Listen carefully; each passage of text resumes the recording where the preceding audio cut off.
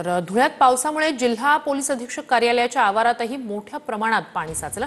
अधीक्षक कार्यालयाच्या बाजूने जाणारे नाले पूर्णपणे भरल्याने कार्यालयाच्या आवारात ही अशी परिस्थिती निर्माण झाली। पोलीस कर्मचाऱ्यांना कार्यालयात जाण्यासाठी साचलेल्या पाण्यातून वाट काढावी लागत असल्याचे दृश्य आपण पाहतोय। याचा आढावा घेतला आमच्या प्रतिनिधीने। धुळे शहरामध्ये सायंकाळपासून झालेल्या पावसामुळे धुळे शहरातील सखल भागांमध्ये जलमय परिस्थिती झालेली आहे। जिल्हा रुग्णालयानंतर आता पोलीस अधीक्षक कार्यालयात देखील मोठ्या प्रमाणात पाणी घुसलेलं आहे। आपण बघू शकतो की या ठिकाणी हे धुळे जिल्हा पोलीस अधीक्षकांचं कार्यालय आहे। या कार्यालयाच्या आवारात पूर्णपणे पाणी घुसलेलं आहे।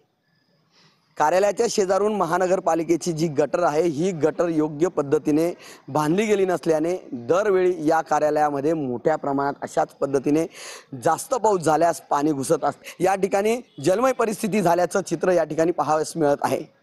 मनीष मासोळे, TV9 मराठी, धुळे।